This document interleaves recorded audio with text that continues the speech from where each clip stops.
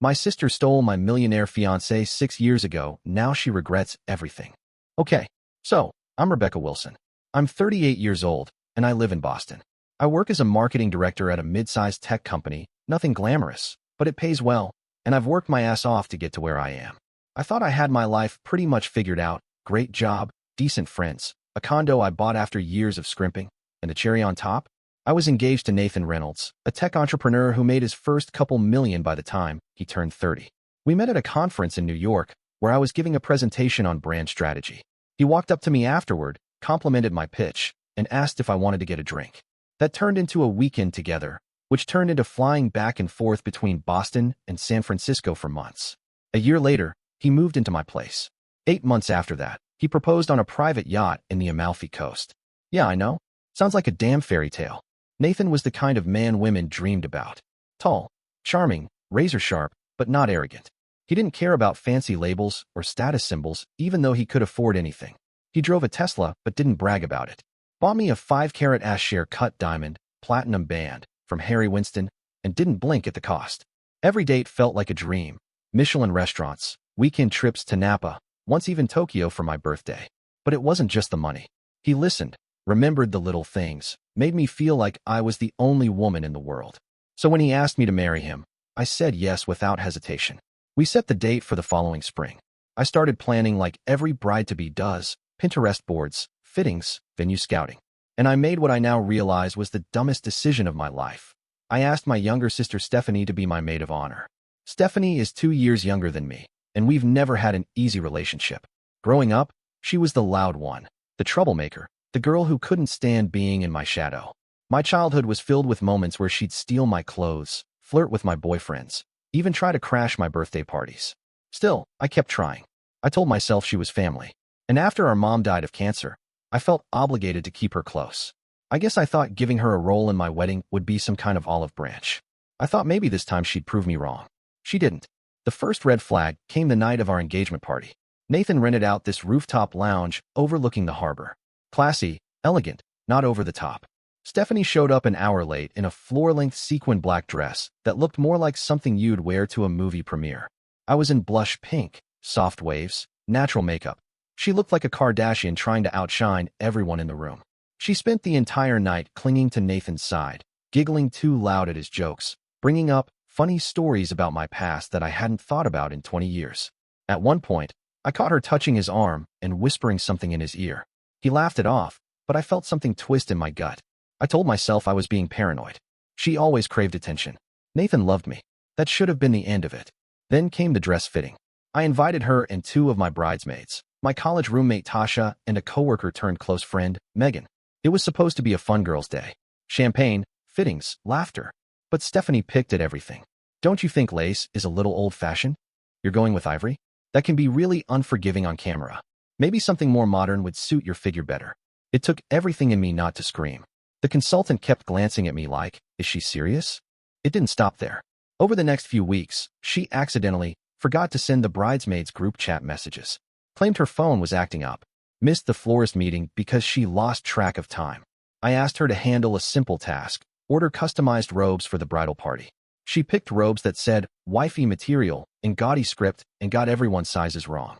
Still, I told myself, she's trying. She's not perfect. Don't start drama before your wedding. The final straw came 6 weeks before the wedding. Nathan had gone to Miami for a tech expo. He was supposed to be gone for 3 days. On the second day, I called him around 9 p.m. to check in. He didn't answer. Strange, but okay. He texted 2 hours later saying he was out with investors, and the dinner went long. Seemed legit. I went to bed. The next morning, I got a DM on Instagram from an account I didn't recognize. It was a photo, a grainy shot taken from across the room. Nathan, at a club, with his arm around a woman. Her face wasn't visible, but the red dress was familiar. Then another photo. This time clearer. The woman was Stephanie. I couldn't breathe. I stared at the image for what felt like an hour. Zoomed in. Looked again. Her profile, the neckline, her hair. It was her. I called him immediately. No answer. I called her. Straight to voicemail. I texted both. Nothing. I didn't sleep. The next day, Nathan finally called. He didn't deny it. Said it wasn't what it looked like. They'd run into each other. Had drinks. One thing led to another. He was drunk. It was a mistake. He kept saying the word mistake, like it meant something. Like it was a typo in a document, not betrayal on the deepest level. I hung up. Stephanie texted me 4 hours later with one word. Sorry. I didn't respond. I canceled the wedding. Called the venue. Told the florist to donate the arrangements. Boxed up the dress and shoved it in the back of my closet.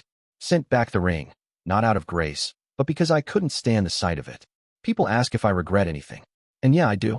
But it's not the dress or the ring or the months of planning. It's that I ignored my gut. I knew who Stephanie was. I'd always known. And still, I handed her the match and stood there in gasoline. That life, the yachts, the diamond, the illusion of a fairy tale, it was never mine. Not really. It was just borrowed light from someone else's spotlight. And when it faded, I saw everything for what it really was. The man I loved didn't respect me. The sister I tried to forgive didn't deserve me. And the life I almost had, it was a lie dressed in velvet.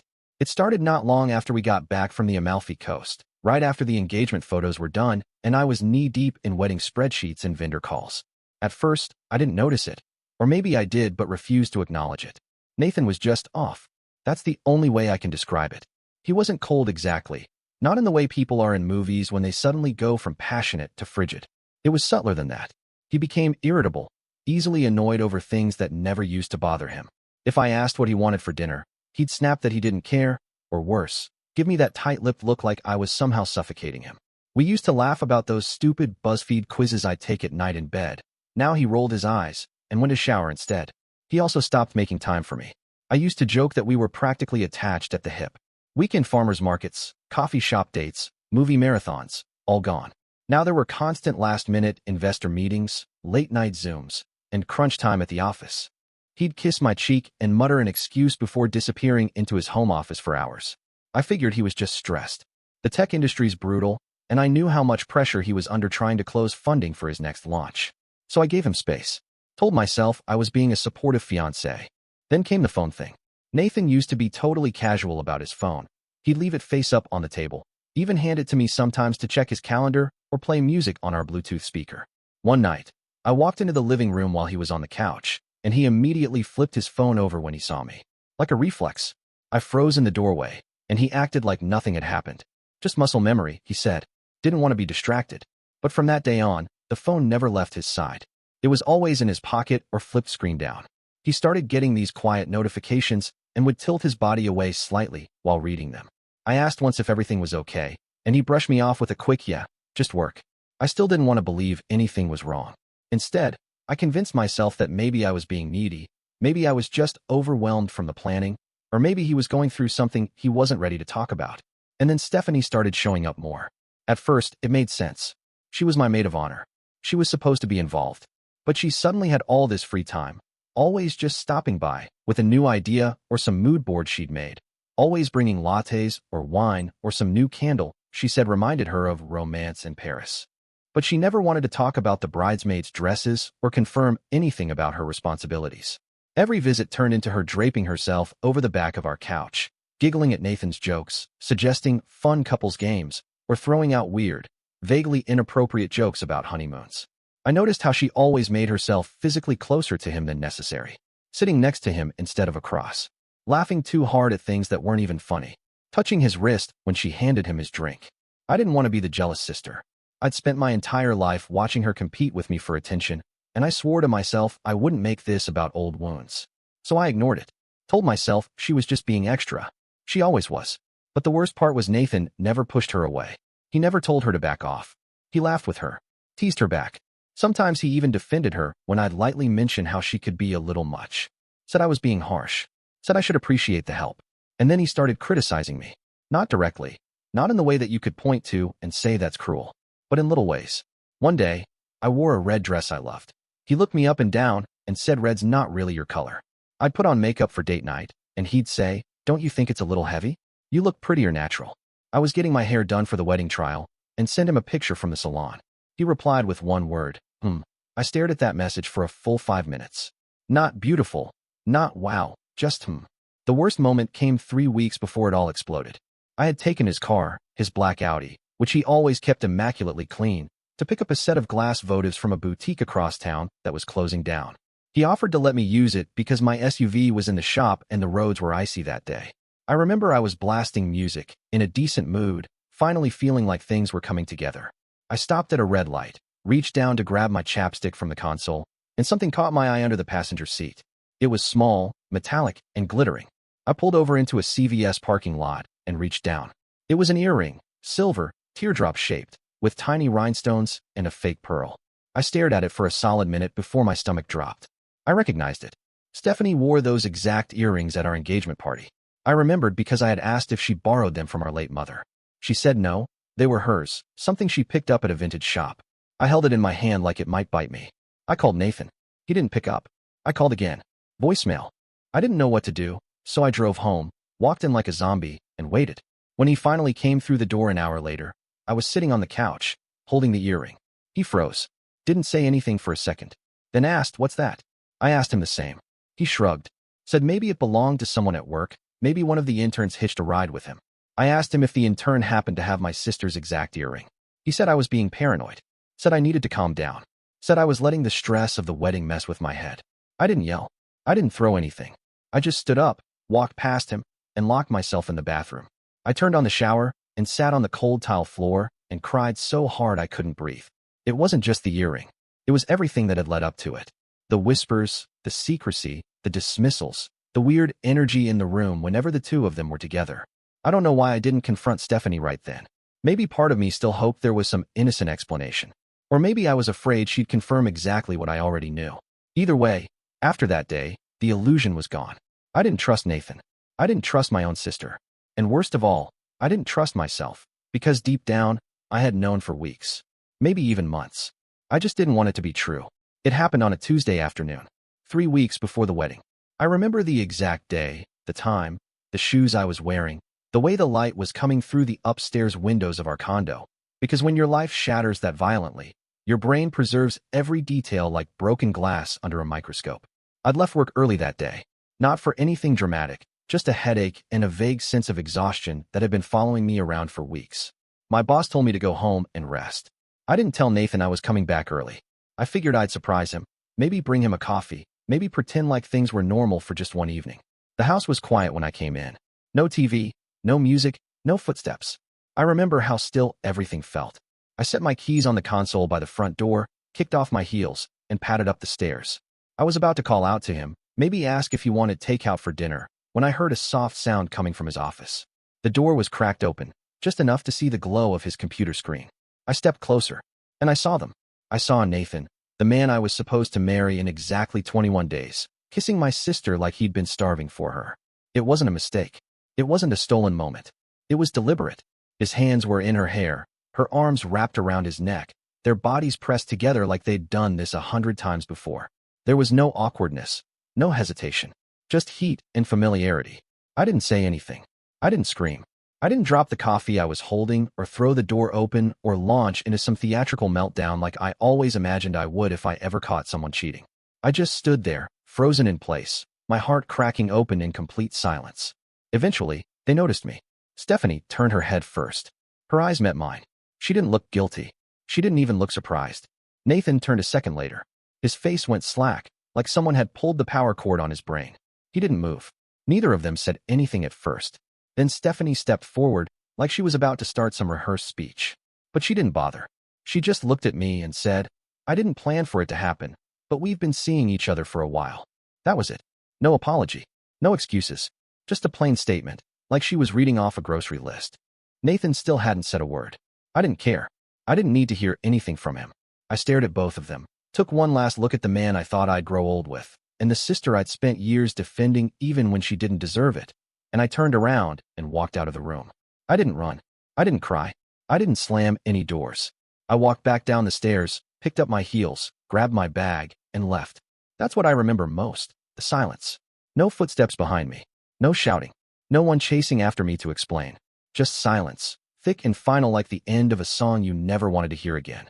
The second I stepped outside, the air felt colder. My hands were shaking so badly, I almost dropped my keys.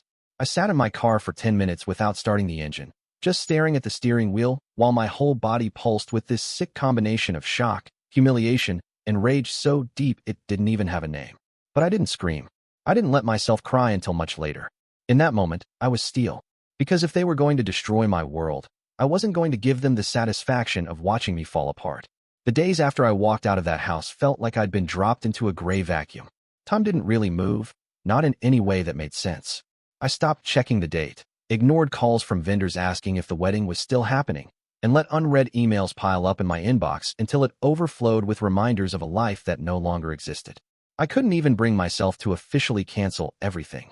The venue, the caterer, the cake that had already been paid for in full. It was like watching someone else's house burn down from inside the flames. I didn't sleep. I didn't eat. I didn't talk. My boss tried to be understanding at first. Said I could take a few days, work from home if I needed. But a few days turned into a week, and then two, and then I stopped replying altogether.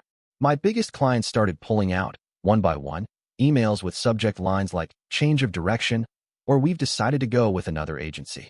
No one wanted to say it directly, but I could tell they smelled the instability. And honestly, they weren't wrong. I was unraveling. I'd always prided myself on being composed, put together, the type of woman who handled things. But suddenly, I couldn't even get out of bed without the weight of betrayal crushing down on me like concrete. I lost 10 pounds in 3 weeks. Coffee made me nauseous. My apartment, once so carefully styled, now looked like a stranger had ransacked it. Dishes piled up. Curtains stayed drawn. My reflection in the mirror looked like someone I didn't recognize, hollow-eyed, limp-haired, like a ghost of the woman Nathan had proposed to. Stephanie texted me twice. Once a week after it happened, just a single sentence. I hope you can forgive me one day. And once a month later, when I heard through mutual friends that she and Nathan were officially dating. That one just said, I didn't mean for it to happen this way. I didn't respond to either. What was there to say? The only reason I didn't completely disappear was because of my mother. She came over one night after I stopped answering her calls. Let herself in with the spare key I gave her years ago and found me curled up on the couch in the same hoodie I'd worn for 5 days straight. She didn't lecture, didn't cry. She just sat down next to me, rubbed my back, and whispered, "You're not done. This isn't how your story ends." She stayed for 2 weeks, cleaned my kitchen, made me eat small things, scrambled eggs, toast, soup. I barely spoke, but she kept showing up. Every morning, she opened the windows. Every night, she left the hallway light on, like she used to when I was a kid. She didn't try to fix it. She just reminded me I was still alive. One night, she asked me, "What if you just left? Started over?" I laughed, bitter and small, but she didn't back down. "You've been holding on to Boston like it owes you something. Maybe it's time to stop." And for once, I didn't argue. 2 months later, I packed everything that still felt like mine into 3 suitcases and moved to Chicago. I found a sublet in a quiet neighborhood and rented a tiny office space downtown using the last of my savings. It was nothing like the sleek agency I'd built back in Boston. The ceiling leaked when it rained, the furniture was secondhand, and half the time I had to kick the old printer just to make it work. But it was mine. I started small, freelance projects, brand audits for local boutiques, consulting gigs that barely covered groceries. I told myself I didn't need to be brilliant. I just needed to show up. And then I met Zachary Foster. It was supposed to be a 30-minute meeting. A mutual acquaintance introduced us. He was an angel investor looking to expand his portfolio into lifestyle brands, and someone mentioned my name. We met at a cafe near the lake, him in a navy sweater and worn leather shoes, me with a pitch deck and barely enough sleep. I expected another fast-talking venture guy with polished teeth and a manicured ego. But Zach wasn't like that. He listened. He asked thoughtful questions. He never interrupted. When I stumbled over a sentence halfway through my presentation, flustered and unsure, he just nodded slowly and said, "Take your time." We met again the following week. Then again. It was always work-related, brainstorming sessions, strategy calls, spreadsheets, and metrics. But every time, I found myself looking forward to it more than I wanted to admit. He had this calmness about him that didn't need to be loud. Like he knew exactly who he was and didn't need to prove it to anyone. It was a feeling I hadn't known in years. Not admiration, not lust, but safety. One evening, after a long meeting that turned into wine and quiet conversation, he looked at me and asked, "Did someone break your heart?" I didn't answer right away, just stared at the glass in my hand and said, "No, they buried it." He didn't push, just said, "Then maybe it's time we start digging it back up." We didn't rush into anything. There were no grand gestures, no dramatic declarations. Just time, space, trust earned in inches. He never made promises he couldn't keep, never tried to fix me. He just showed up, again and again, until I started to believe that maybe not everyone disappears when things get hard. By the time winter rolled in, I realized something I hadn't dared hope for. I wasn't surviving anymore. I was healing. Slowly, clumsily, but honestly. The woman I'd been, the one who thought a 5-carat ring and a yacht proposal was the peak of love, She was gone. And in her place stood someone quieter, stronger, wiser, someone who knew the value of silence over spectacle, and someone who finally understood what it meant to be truly seen. Zachary never filled a room the way Nathan used to. He didn't talk over people. He didn't dominate conversations or walk into a restaurant like he owned the place. He wasn't flashy. He didn't throw money around to make a point. He was just steady. The kind of steady that makes you feel like maybe the world isn't such a cruel place after all. The first time I had a panic attack in front of him, I thought it would be the end of whatever fragile thing we were building. It was early spring, and we were walking by the lake, hand in hand, laughing about some ridiculous branding pitch we'd heard from a client. Out of nowhere, my chest tightened. I couldn't breathe. My vision blurred. My knees buckled like someone had pulled the ground out from under me. He didn't panic, didn't tell me to calm down or ask what was wrong. He just knelt beside me, wrapped his arms around my shoulders, and whispered, "I'm here. Just breathe. No one's going anywhere." And I did. For the first time in years, I felt myself come back without having to do it alone. He never pressed me for details about my past, never poked at old wounds or asked for the Nathan story in full. He let me tell it in fragments, over time, in the quiet spaces between things. Sometimes over coffee, sometimes in bed, half asleep, the covers pulled to our chins and the world muted by snow outside the window. When I told him about the earring, he just nodded. When I told him about the kiss in the office, the silence that followed, the way I walked out without looking back, he reached for my hand and said, "That must have taken everything you had." I didn't realize how much I needed to hear that. Not pity, not rage on my behalf, just quiet acknowledgement that it had happened and I had survived. Our relationship wasn't some whirlwind. It wasn't cinematic or dramatic or filled with grand apologies and public declarations. It was slow, intentional, honest. We took our time. We learned each other. We argued without shouting. We disagreed without turning cold. He gave me space when I needed it and pulled me close when I couldn't ask for it out loud. There were nights I'd wake up drenched in sweat, heart racing from some nightmare I couldn't explain, and he'd just hold me until I stopped shaking. That kind of love changes you. That kind of love builds something back in the space where the damage used to be. Around the same time, things in my professional life finally started falling into place. One of my rebranding projects went viral. A local fashion startup I'd helped reposition exploded on social media, and suddenly, I was being asked to lead full-scale strategy campaigns. I got a call from an old contact in Boston offering to connect me with a Chicago-based agency that was looking for a creative director. I almost didn't go to the interview. The word director felt too big, too official, too risky. But Zach practically shoved me out the door with a thermos of coffee and a smile. I got the job. 6 months in, I was leading a team of 12, signing off on campaigns I used to dream about when I was 27 and hustling out of a co-working space in South End. I bought a home, a 2-bedroom brick townhouse with a little back patio and enough natural light to keep my plants alive. I started building a circle of friends, real ones this time.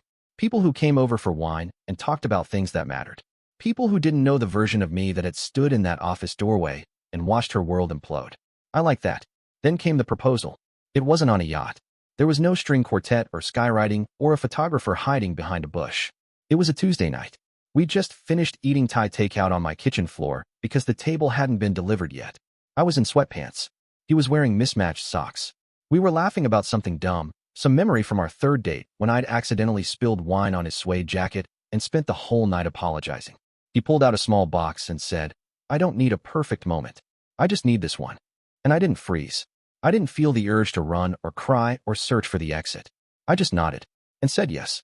Not because I was trying to fill a void or prove something to anyone, but because, for the first time in what felt like 100 years, I wasn't afraid. I wasn't waiting for the betrayal. I wasn't trying to fix anything or salvage a dream that had already died. I was just standing in my own kitchen, with the lights low and a man who loved me exactly the way I was, messy, bruised, rebuilding. And I felt something simple and whole rise in my chest. Happiness. Real happiness. The kind that doesn't shout, doesn't sparkle, doesn't beg to be noticed. The kind that just stays. Grief has a strange way of flattening time. When I got the call from my aunt saying the cancer had come back and it was aggressive, I felt like I was right back in that same Boston apartment, blinds drawn, air stale, heart heavy. My mother had been doing better for a while, or at least that's what we all told ourselves. Chemo, remission, a new diet, meditation. Hope tied in a bow, the way families do when they're trying not to say what they're really afraid of. By the time I got to her hospital room, the light in her had already dimmed. She held my hand and said, "I'm proud of who you've become."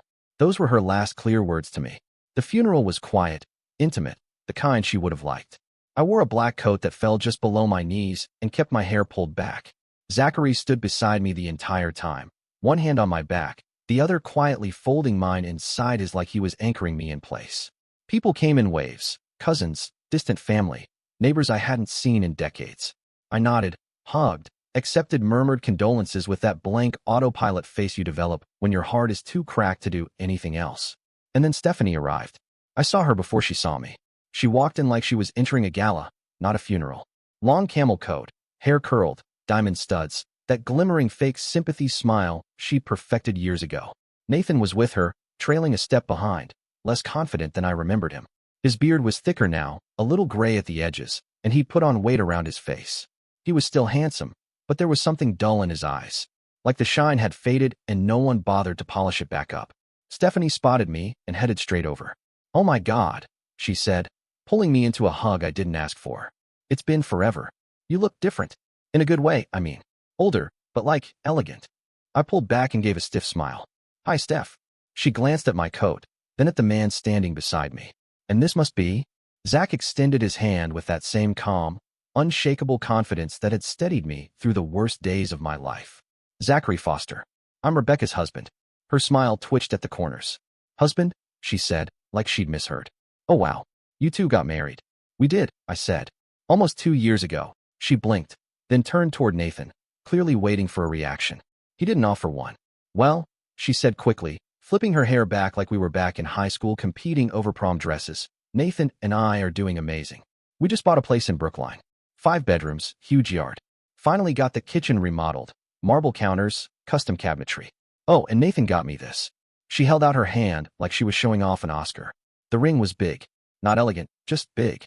Zachary looked at it, nodded once politely, and said, "Congratulations."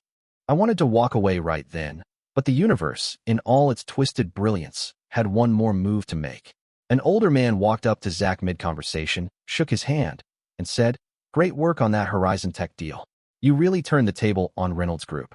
Nobody saw that pivot coming. Zach gave a modest laugh. "Well, their team overextended. Our pitch was cleaner." Stephanie looked confused. Nathan went still. The man turned to me. "You married a shark, Rebecca. Smart move." Then he walked off like nothing happened.